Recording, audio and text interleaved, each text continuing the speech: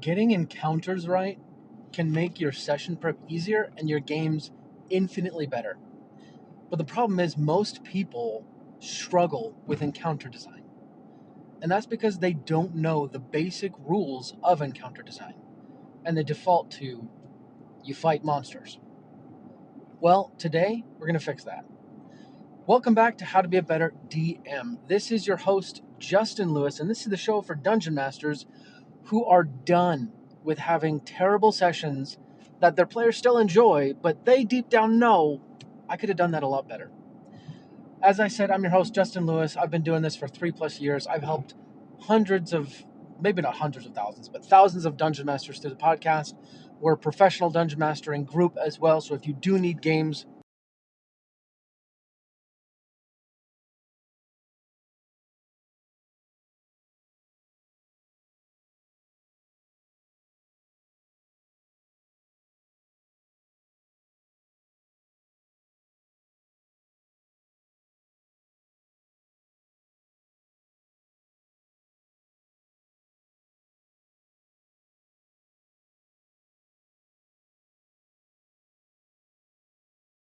campaign, arc, as in story arc, session, encounter. It's how you break up a campaign in Russian nesting doll components that make it up.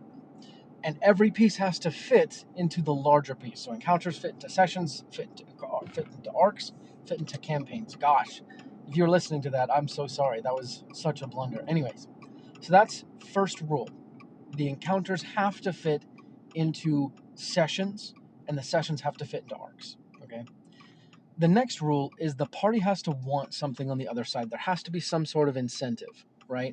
And the incentive could be, we want to survive. But the only way to make that encounter work is if it becomes some sort of chase scene or if there's a difficulty in getting away, right? If the party doesn't want anything from... Also, sorry if you don't like the audio. I'm driving right now, but it is what it is. This is how I get the audio out, so hopefully you enjoy. But if the party doesn't want something on the other side of the encounter, they're not going to engage. And if they do engage, it'll be because they feel like there's no other option. And that is the quickest way to kill your players' engagement, to make them feel like there's no other option, okay?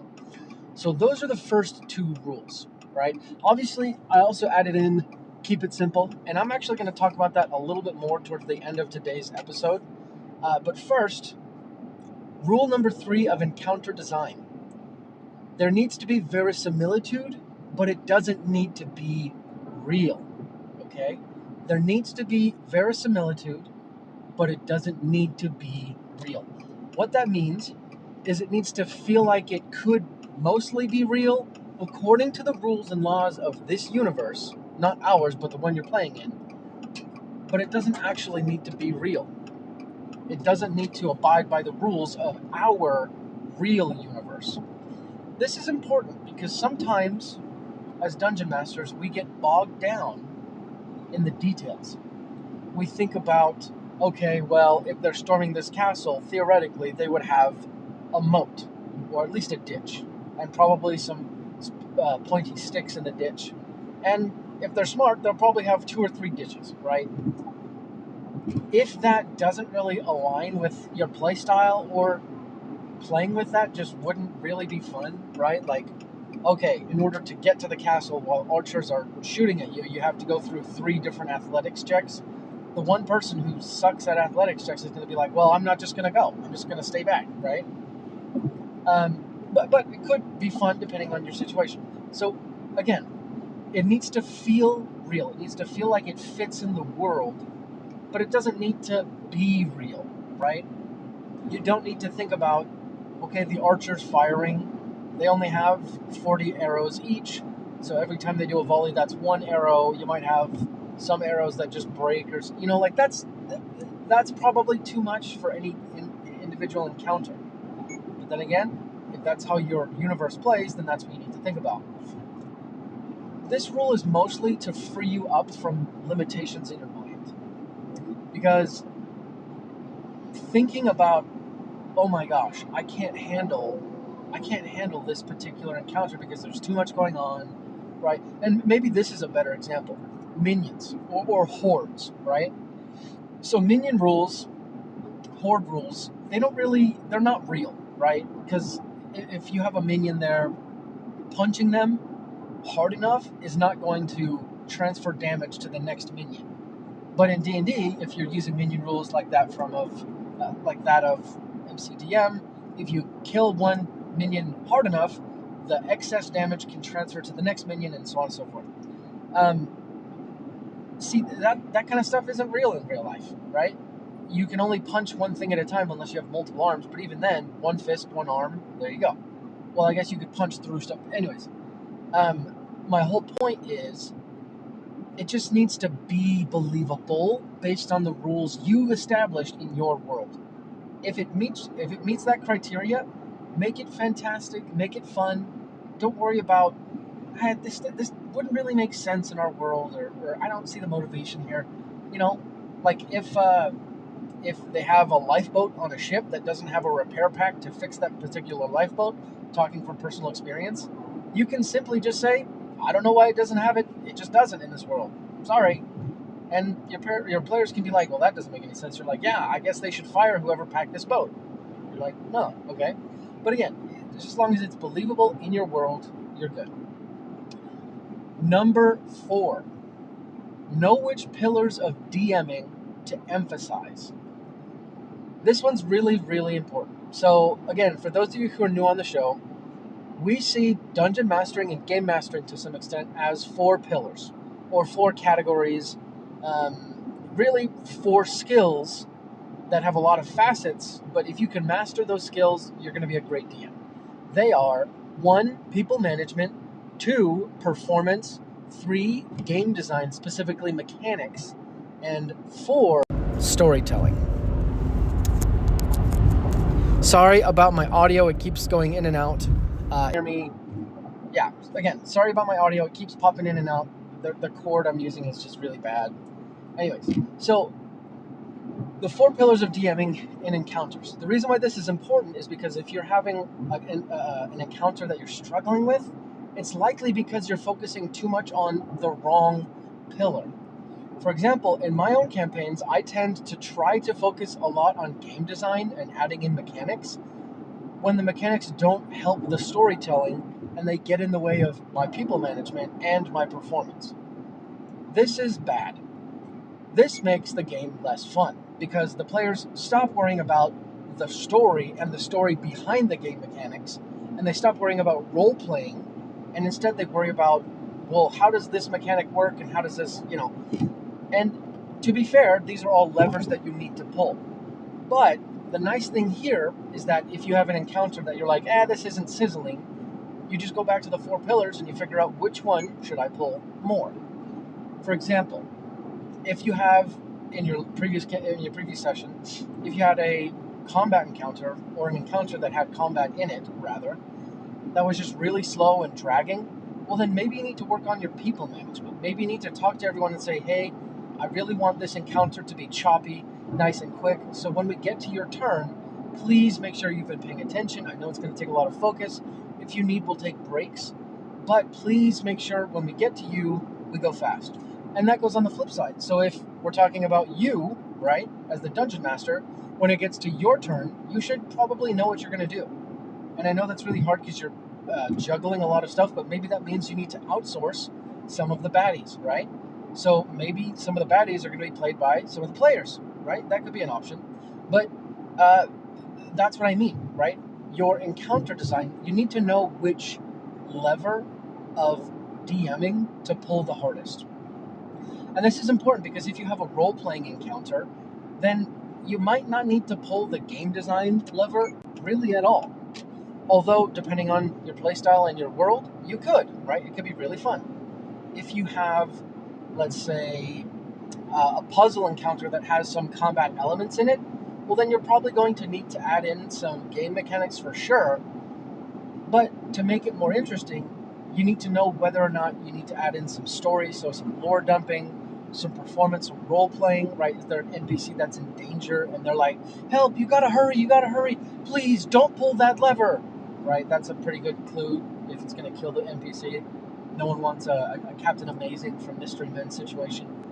And This is also one of the tricks of good DMs, because their encounters are never just one facet, right? They never have just game mechanics. Mark Humes from High Rollers does this really well, where he'll add in really cool game mechanics, but the NPC that they're fighting, or the baddie, always has some really good roleplay and allows them to kind of deepen the story even, and kind of roleplay with the party. Now, obviously, you do need to play this to your group, but you get the idea. Number 5 is there has to be conflict. There has to be a problem. Conflict is when two forces meet and they don't necessarily just work with each other, right? So you can think of oil and water. You can think of, two trains hitting each other. Conflict comes in many shapes and forms, but encounters, as we talked about in our first episode, encounters are obstacles along the player's path. Obstacles stopping the players from continuing forward towards what they want, right? And for that to be interesting, there needs to be a conflict, okay?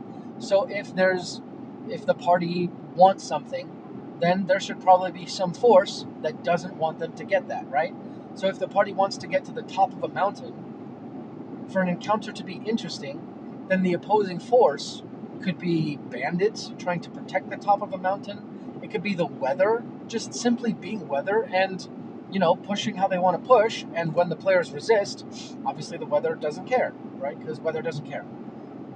Maybe it's the mountain itself. The mountain is alive, and it keeps sending things at the party to slow their progress, because someone is at the top of the mountain trying to perform a ritual to give the mountain power so it can stand up and rage against the universe.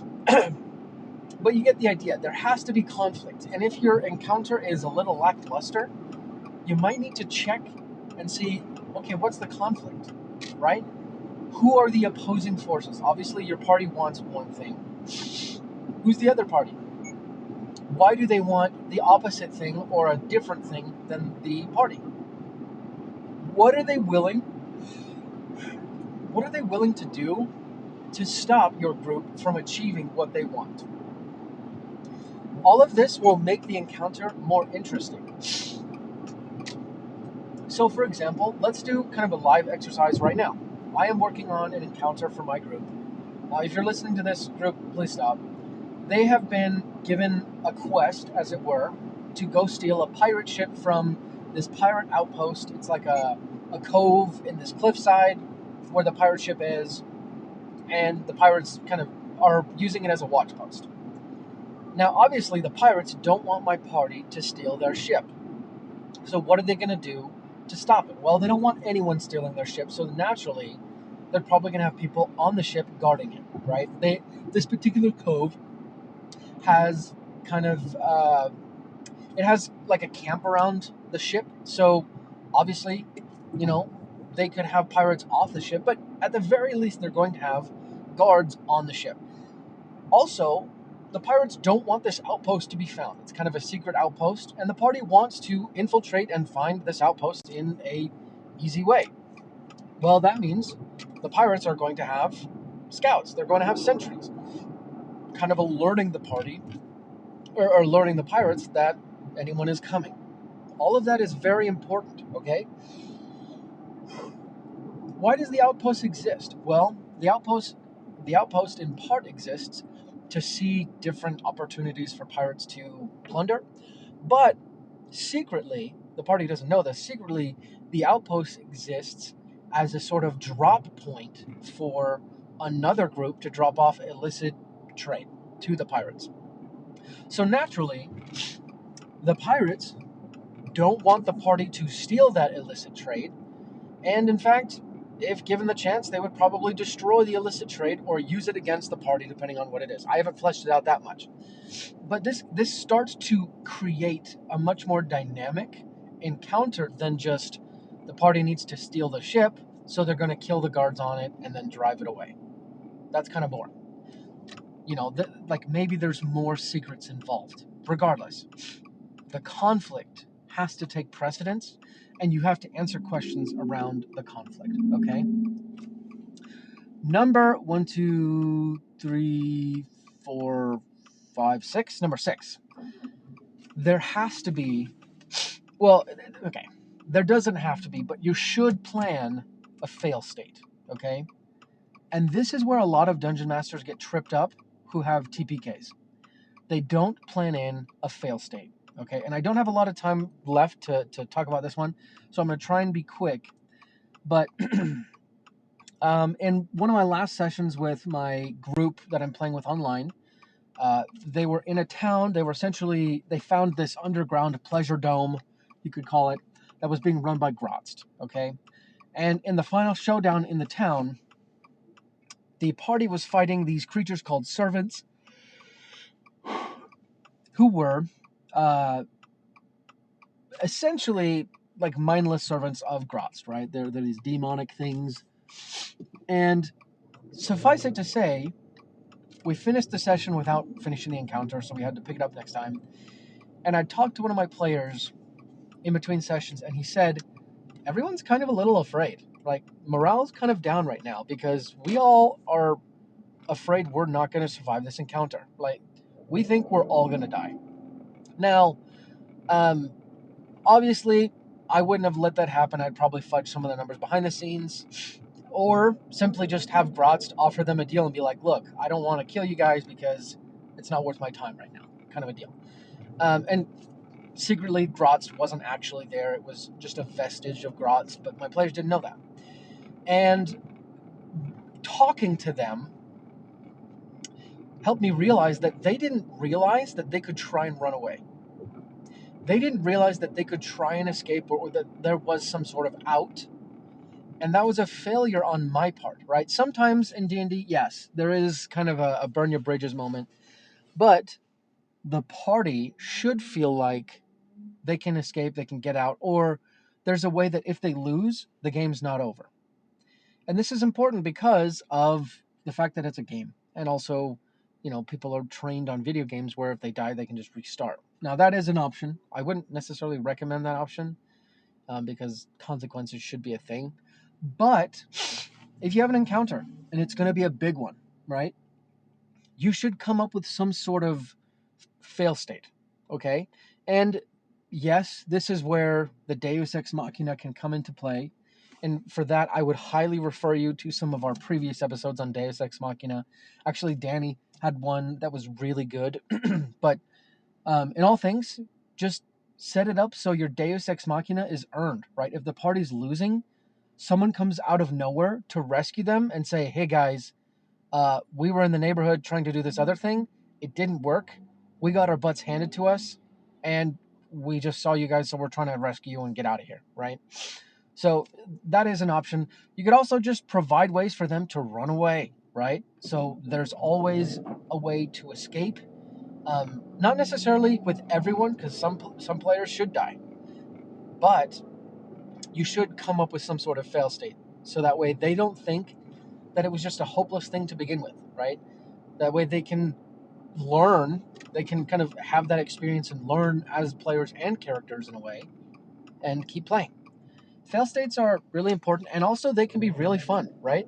So maybe one of the players has to sacrifice a limb to escape, right? I don't know how or why, but they just do a feint, and everyone else is on their way escaping, and then their limb gets chopped off, but they still get to escape. That's a pretty big consequence for failing, and it teaches the party, hey, you can't just run into things all willy-nilly. Now, you need to be careful with those types of lessons because a lot of players can be sensitive to that, but you get the gist. Okay, the last one I'm gonna share, and actually this one is definitely the last one. Keep it simple. I've already mentioned this, but I was just reminded of this just yesterday. I called up one of my players to talk about that pirate encounter I was mentioning and kind of pick his brain a little bit because I was stuck. I was like, okay, you guys are in Dissidia, which is the pirate city, and you have to travel out through this dangerous swamp to this this pirate cove and steal this ship, right? How long should this thing be? Should you have dangers along the way, or should you just get there and do the pirate stealing ship, right? Pirate ship stealing thing? And to give you context, this campaign was supposed to be really small, short, and we play once a month. And in talking to him and realizing all of this again, I realized, hey, I just need to keep it simple, right? It's a short campaign. I need to let the encounter be the encounter. And we've already started waiving travel time as it is. Like, we don't do travel time really. So the fact that I was considering this is kind of stupid. And if I really want to make it feel like the swamp they're in is dangerous, which I kind of do, I can do one of two things. I can, one, add in some sort of montage, right? So along the way, you guys have this experience and then this experience and this experience, and everyone just takes kind of an arbitrary consequence. Or I could have like 2 or 3 checks and that's it, okay? And then the consequence happens because of the checks. And I'm debating on which one to lean to. I might do maybe a mix of both, but regardless, keep it simple. When it comes to your encounters, keep it simple because your players will make it complicated. All right, that's all I have for today. Thank you guys so much for everything you do. Thank you for listening to us. I just want to say a big shout out to Danny. He's really doing some awesome work on the Creative Contraband episodes. And also, he's going to be working with Tanner coming up on some ideas for the Patreon. So if you guys have ideas or things like that, let us know. Also, I noticed that, I just want to ask, would you guys like it if we created a school community on the platform School with events, community engagement, even classroom educational stuff? Would that be interesting thing to you? If it is, go ahead and leave us a comment on Spotify or reach out to us on Discord or Instagram. And if you do want to support us, go ahead and check out the links in the show notes below. Like I said, we're professional dungeon masters, so if you want to book us for a session, sessionzerostudios.com is where you do that. If you do also want to support us, a great place is sessionzerostudios.com/worldsmith. They are great friends of ours. We love their company. They're just super cool guys. We're always trying to do more work with them because they're just super fun to work with. And they have awesome tools. I use it for almost all of my homebrew stuff because it allows you to get the gist of it up, and then you tweak what you need and change it and get it all the way there how you want it. And it's sort of a collaboration. It saves you time. So anyways, thanks so much for listening. We'll be back with another handcrafted episode just for you. Until then, let's go ahead and roll initiative.